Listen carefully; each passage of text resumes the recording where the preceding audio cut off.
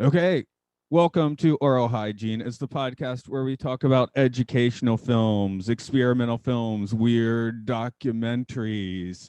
This is Matt. With me today is Andrew Shearer. Hello. Hi, hey, what's up? Yep. So I sick this one on you, which is the Youth Suicide Fantasy Part 2. I don't know. I don't know if Part 1's even available, but What? I don't know. My first thing that I thought about was I recall seeing this documentary, kind of like what this is, but it focused on the Judas Priest trial of the two guys that got drunk and shot each other at the same time in a suicide pact, but one of them lived, but he was only like just this really horrible like hole in his head. Like he literally looked like a monster. He would right. actually go around scaring kids, and they interviewed him, and I couldn't look at his face. I mean, it was so disturbing to me, and I was afraid that that's what this was, and I was like, "Oh God, I am not going to be able to watch this." But he No, this wasn't. this this of course has lots of disturbing images as they tell you, but not that one. Yeah, yeah, true. So, yeah, this one has like the perfect thumbnail though, because you just got that guy like grooving to his Judas Priest or whatever, slowly bringing the gun up to his head. That's a Yeah. Oh God, that. I got a lot to say about this one, but I think we both have a kind of personal connection to the era in which these people were, or at least the fallout, which would have been the what they called them, the tipper sticker, but it was the Parents Music Resource Center, the explicit content stickers that were all over albums when we were preteen and teen. I think they still are if you find physical versions. I don't know. I just But remember it was basically, if I was kind of back and forth on getting a record, I would definitely want to get it if it had that sticker. anyway, this one doesn't really have a story so much, but you want to give it that short 3 or 4 sentence summary? Yeah, this seems to be an informative religious video for parents of children who enjoy rock and roll, because they slag everybody from like Elvis and Rick Springfield going all the way through, people like uh, Motley Crue and Twisted Sister. So that tells you what around the time that this thing was made. Um, but there's a focus near the end on teen suicide, and they're blaming everything that's wrong with kids, or that kids can fall into, from drugs and alcohol to, yes, suicide. They're blaming it squarely on music. Exactly. So what did I put at the end there? Anyway, so yeah, never consider that the parents might suck or something too. No, in fact, the very beginning says, youth suicide. Who is it their fault, or something to that nature? It's like it never. And this is, this will lead into, at some point, a guy that we knew, and who, as far as I know, is alive and well, thank goodness. But this mostly is just these two dudes who I guess are brothers. They have the same last name, sitting next to each other in chairs, like old school talk show style, and they're just, yeah, they're citing so many bands and artists, and I guess the point of it is buy Christian rock only. Well, you can find even more hardcore people that say these guys aren't like, like Christian enough because they're still cool with Christian rock. It's the rock sounds in general that are the problem. It's the Okay, yeah, sound of the drum beats of the devil.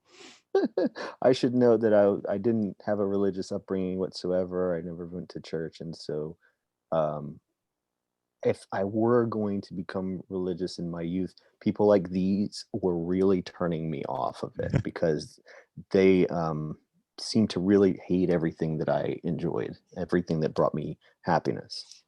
Well, young person, you just don't understand. Yeah, I the the condescending young person. I'm like, I think these guys are actually a little younger than me now. Yeah, no, they one of them has helmet hair. The guy who's kind of leading the conversation, he looks like one of these scandalized televangelist types. And then you've got the other guy who, Jeff yeah, Foxworthy. he looks exactly like Jeff Foxworthy. He looks like the guy who couldn't make the audition for the 1981 Shoney's Stripogram. I love when he gets like caught up with himself because he thinks he just made like a smart point and just like he's all like crazy. He He does does. that a few times. It's He's great. got a yeah. I know he. I would say okay. If I was gonna like venture a guess as to who these are, Helmet Hair is probably definitely a sex fiend and religious cultist or whatever. Guy B, Jeff Foxworthy, they were gonna have to call him. um I would imagine that he really did like was wanting to be in a rock band, and it all went to hell because of him being on drugs, and all his friends became a big success, and he's the one that's, I think, jealous of the success of these bands. Helmet Head, I think, genuinely like gets off on the idea of evil. There we go. Oh, yeah, and they're weird. They have all the quotes from like I'm pretty sure Jesus didn't say that. And there's another time he's like the Bible says, and then he just goes on some weird rant for like 2 minutes. Okay, so I didn't. This is something I didn't know about. Because every time they say, "Well, the Bible said da da da," and Jesus da da da, I'm like, I'm just assuming that they got that from somewhere. It was like You're saying maybe the, not. the one he did, but Helmet Hair did one thing where he's like the Bible says, and he does about half of a Bible quote and then just starts riffing on stuff. Oh God.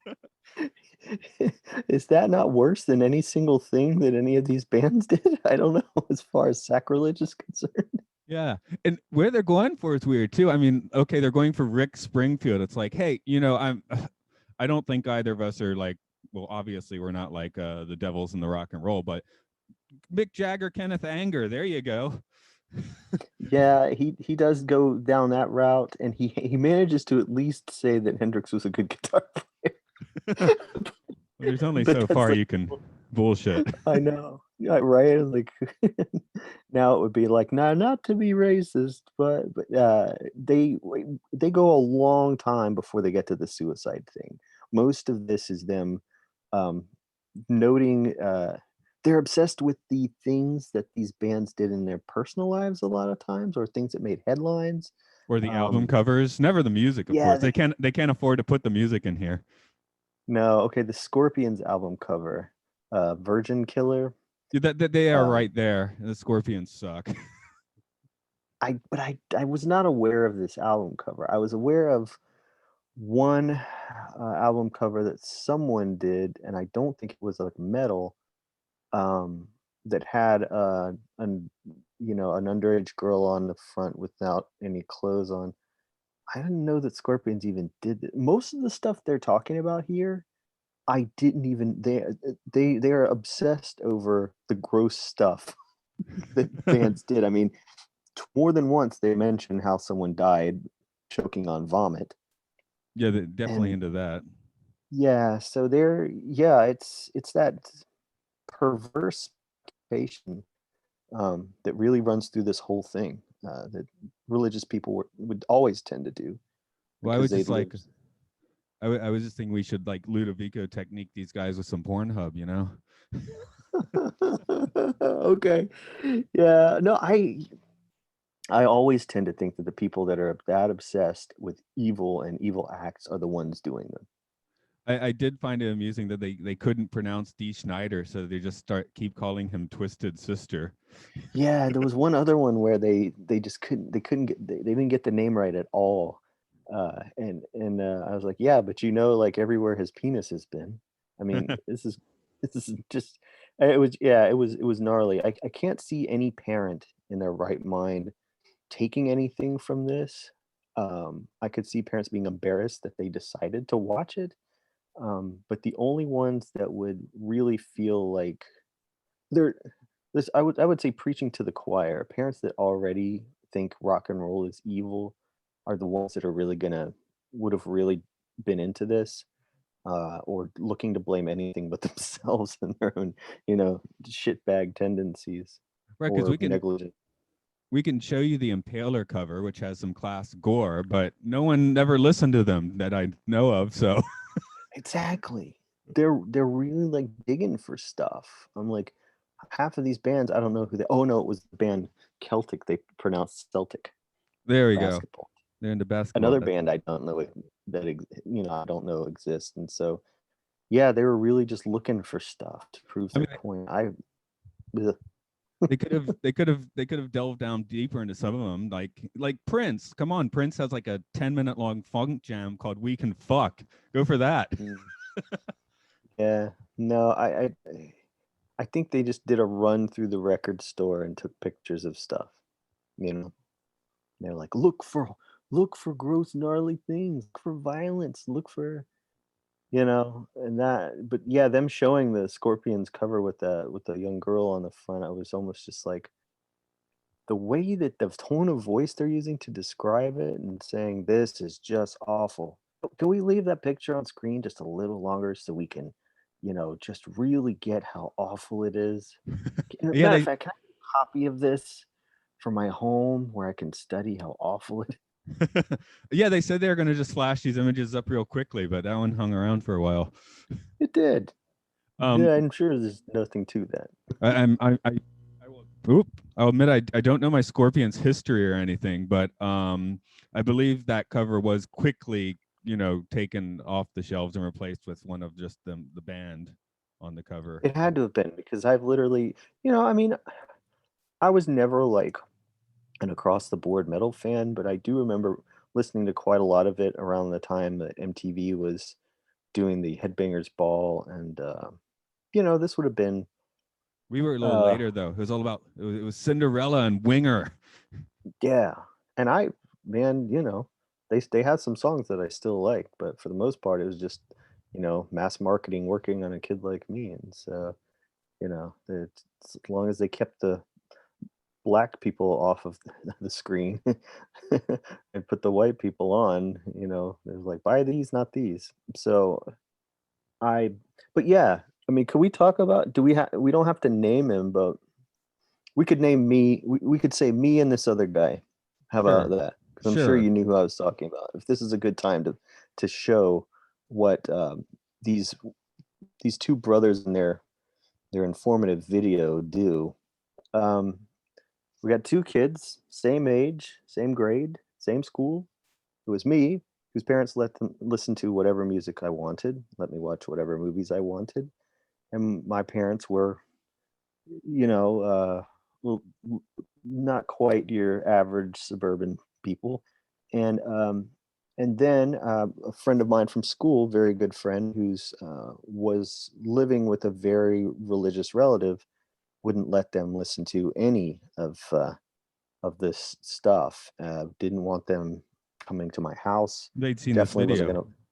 Yeah, and and they were. Yeah, it was really like oppressive. So tell me which one of these kids ends up getting into Satan, me or this other guy? Well, Okay, time's up. I was still thinking.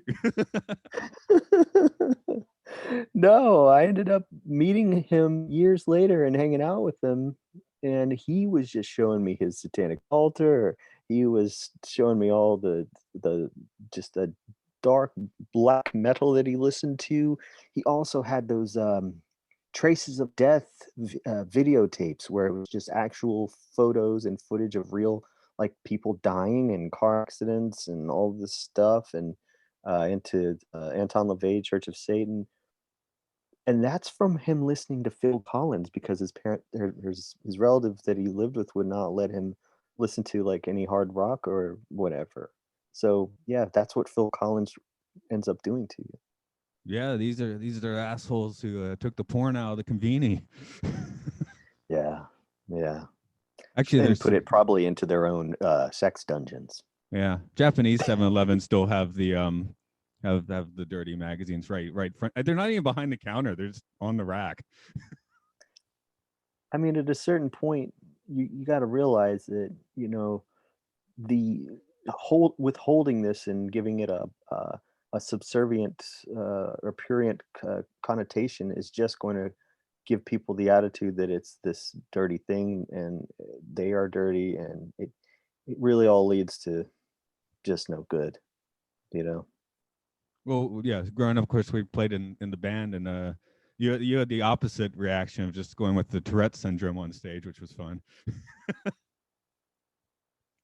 Yeah, there's something empowering about having a microphone going like, "I can't believe they gave me this. I'm a kid." And you start yelling into it and you're loud and you're going like, "Whoa, I wonder what this word would sound like. Everybody's got to hear this? This is hilarious." Actually, it's funny because you know whenever I do vocals on stage, you were usually without a guitar in hand, so I didn't actually do that until I think the last time I played because I brought up like a guest guitarist and I was like You without let a, loose. I know, but I was like, whoa, I've never done that before. Weird. But it's great. It's Yeah, great. yeah. So I mean, because all I remember is forgetting the lyrics and making them up on stage or singing oh, gibberish.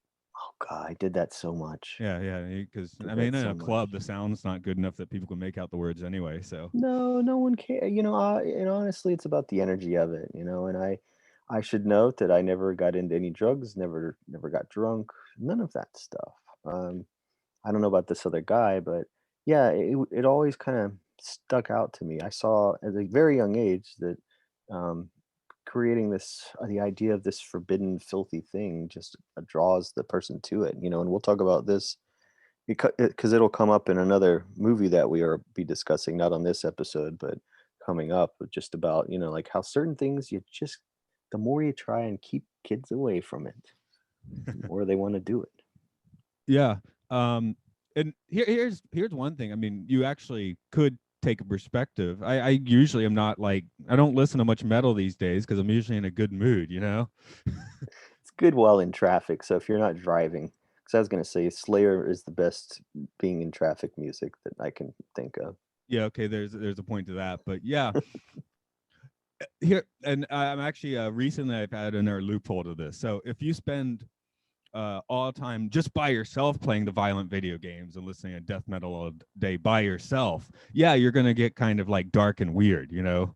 Uh, that probably. But if you're doing it with friends, I mean, if you're sitting next to your friend and blowing each other up over and over, it's now it's kind of different because now you're having a good time. So, Yeah, um, although I don't know if it works the same with porn though, because if you're hanging around watching porn with your friends, it feels a little weird.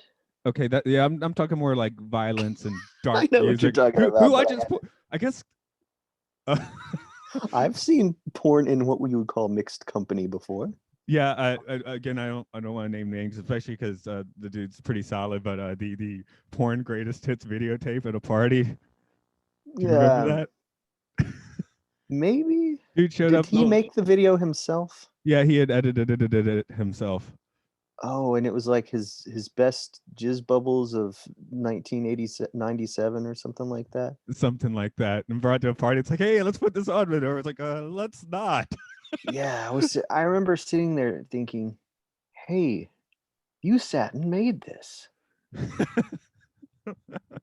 And I knew what it took to edit on 2 VCRs. That was how we did our editing back then, but in the nonlinear computer editing days, and so I was sitting there going like, on the one hand fascinated, but on the other I'm like, "God, mm, you really made this." And it was not like 5 minutes. Yeah. It Oh, did he actually play it? Yeah. It Oh, was a okay. birthday party. Yeah, I know. I guess I didn't sit around and watch it, but I do. Well, I mean, you wanted to be supportive of his creative efforts, and no, I didn't. He was younger than me, so I didn't wanna sit there and go, "You nasty bastard," but it was a nasty bastard. Not him, but what I he guess made. if I don't know if John Holmes shows up at your party and he's done the same thing, but it all stars him. I guess I would add another wrinkle. It's like, here's the greatest hits of myself doing porn. Yeah, That it's would be a like, little bit more intense. "Here, this is all the times my penis folded up like a roll of Play-Doh. Check this out." I'm like, "Okay." Or, but no, I just I sincerely think that creating, yeah, making anything out to be this evil other arouse a curiosity, you I mean, know. yeah. I mean, this film comes to the place where you shouldn't forget to pray before sex or before killing your favorite rock star.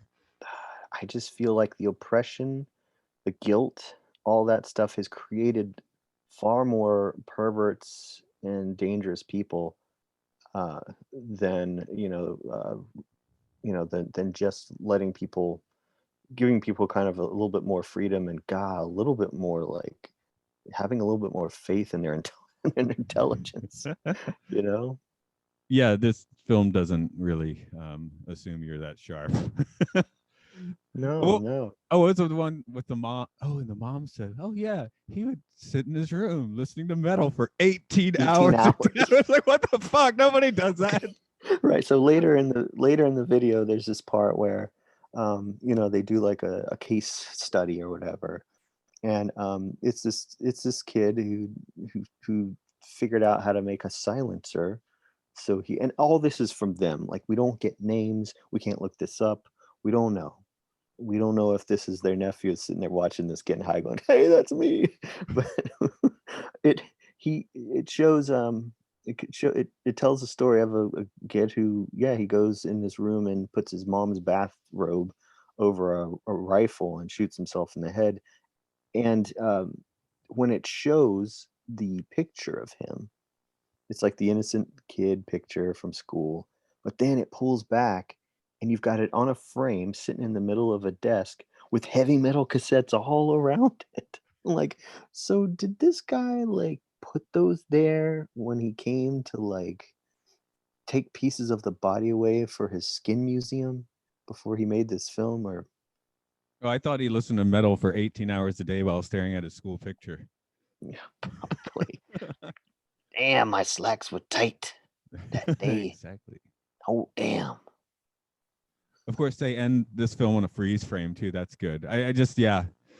I mean, this really is like, I mean, Between Two Ferns is kind of like higher production values. So, No, it is, and it's mostly the two dudes on the stage. But the appeal is not only by them like tagging it with "buy our book," so it is kind of an infomercial. I don't know if you'd call this real info, but it's also the amusing thing. This is mostly going to be amusing to fans of rock and roll history and people who were into metal back in the day, or know something about the history of heavy metal, particularly the like late 70s and early to mid 80s. You're going to want to see this because I mean this is really how things began. All the way until Tipper Gore was the vice president of the United States wife. There's better documentaries about that if you want to actually see the real thing. But this goes to show you how the satanic panic. This is the information parents were supposedly getting, and then just creating this awful rift between themselves and their own children. You so know. this is a good one to consider.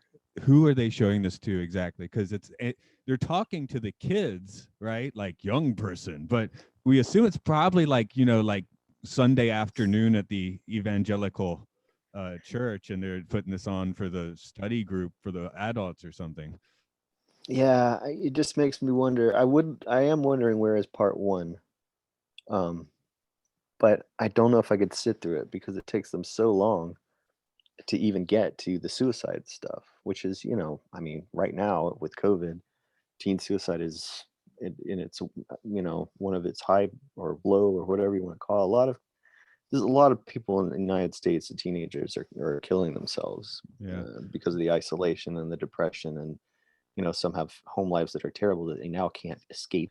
There's a number of reasons why they're doing that, but you think about back then, the fact that they were blaming this awful tragedy on just on like David Lee Roth is mentioned, and Boy George. That I the debauchery of Rick Springfield. Yeah, I know, right? Working class dog. I'm I pretty sure joining a band did not get him laid. I don't know. No. Um, Probably did, but being whatever. on a soap opera probably is what did it. There we go.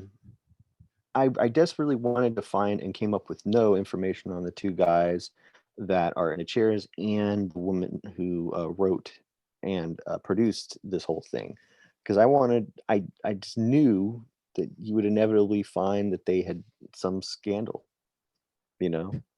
Oh, yeah, exactly. I'm not sure they did, but Yeah, for me, I guess I don't really remember the title of this film. I think of it as like the Peter Brothers film, right? And where they just talk shit about rock stars. So I guess I wasn't like too disappointed not getting to the suicide stuff. Yeah, no, and the way you described it, the Peter brothers talk shit about everyone. That's basically all this is. But I guess we should wrap it up. You know, this we're looking at a film for fine Christian warriors, so we should end this with a prayer to commitment. My That's love right. for you is like a truck berserker. Would you like some making fuck berserker? My love for you is like a rock berserker. Would you like to smoke some pot berserker? My love for you is ticking clock berserker. Would you like to suck my cock berserker? Would you like some making fuck berserker? Amen. I can't breathe. See, that's the power of Christ compelling you. Yeah, no. It's a poem. Turns out that is a real song too. That's got Oh a no, yeah. I remember hearing it. That's just I Because we all haven't just thought of. remember the Russian dude singing outside the convenience store, right? Yeah.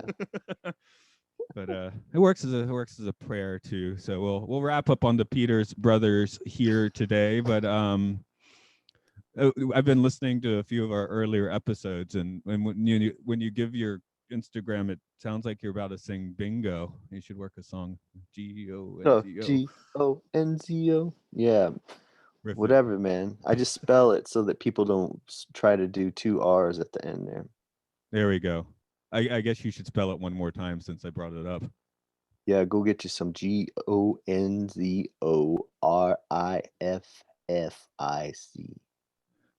Gonzo could also be like a sci-fi drug, like that one in the Dread movie. Yeah, man, I got it in my neck. Gionzio, man. And I've been told that all of the podcast stuff I do is at the name that I'm having to look up because I don't want to get it wrong. I can't see the whole thing. Huh. Podcastius. See, I don't see the end of the word. That's the problem. That's why I can't remember it. But yeah, anyway, you could do that or hear me and another feller talk about sci-fi movies at MLSFS Pod. I was actually looking at the name that time, but it sometimes our names are flipped the other way, so I had to like cross pollinate for that. Because I was like, I was like alphabetical. It goes alphabetical, so we started, and then Luke was like, no, but that would be two podcasts that start with my name, so we flipped it. But it depends. It's different where you depending where you look. So. Anyway, go out and young person and listen to some of that wholesome Christian rock, I guess. Yeah, or Cannibal Corpse, your choice. Or Cannibal Corpse, that's cool too. Yeah. Sorry, I always go for the